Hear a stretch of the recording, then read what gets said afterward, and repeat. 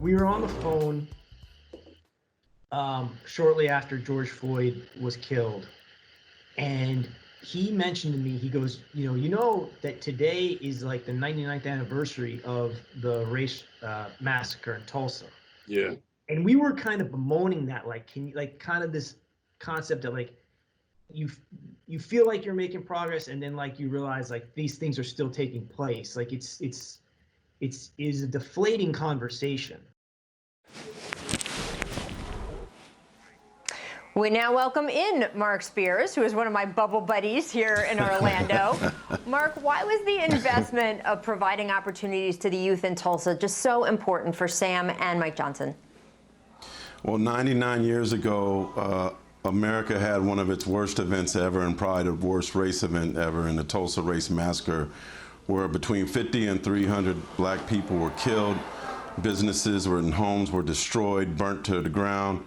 And they wanted to connect to what will be a 100-year anniversary of this massacre next year. So kids in Tulsa, black kids in particular, are still not having a lot of avenues. So what Mike Johnson and Sam Presti want to do with this new foundation that they're doing is help these kids get involved in the front office, in the background of the entertainment industry. So it's basically going to be a sports and entertainment venture led by the Thunder and CAA.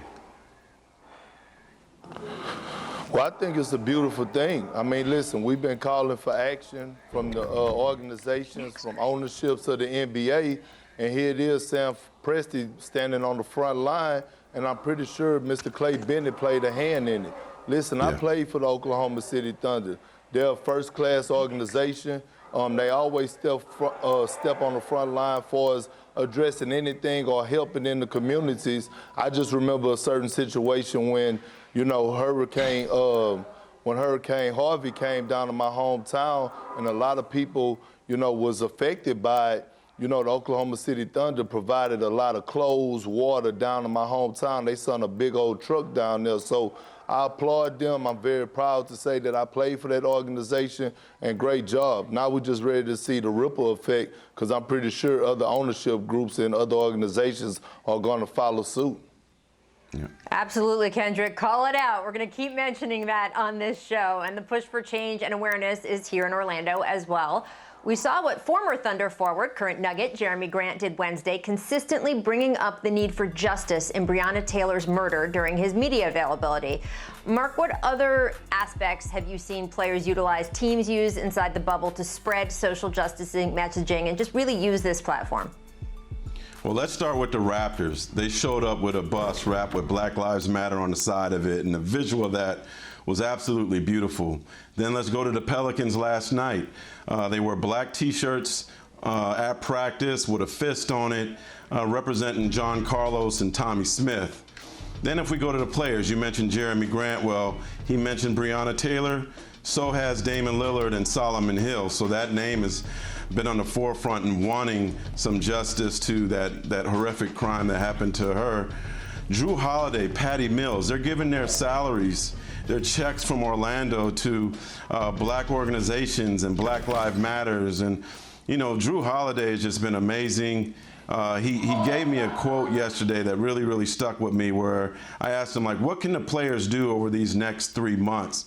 And he said, well, express what you believe in to make others better and to make yourself better. Jrue Holiday. Marc, T-Mac here.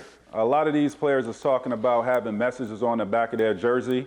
What are some of those messages, and what impact do you think these messages will have?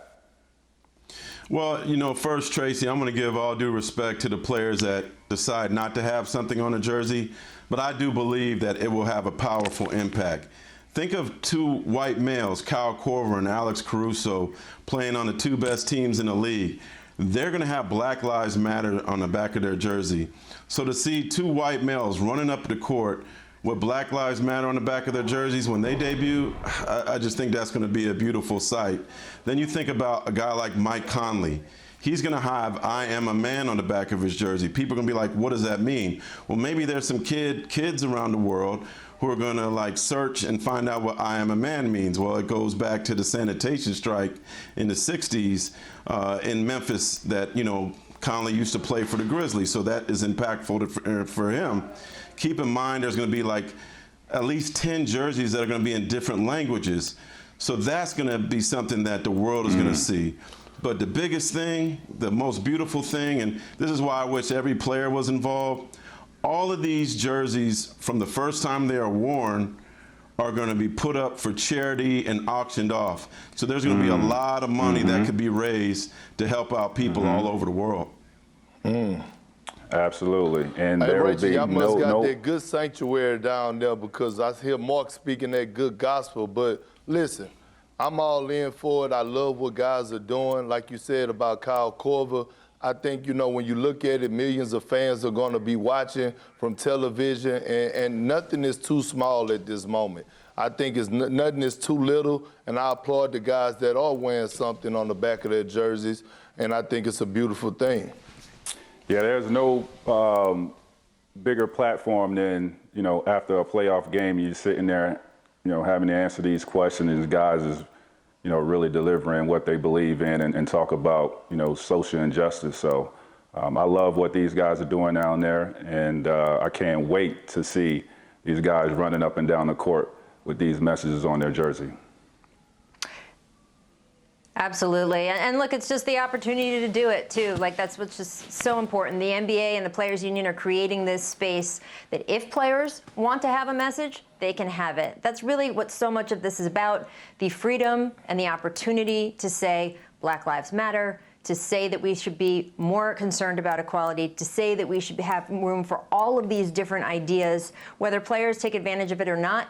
The idea is that that opportunity is there, and this is a safe and good and proactive space to do it, not just neutral, but that it's encouraging of it, because change is what we need to see.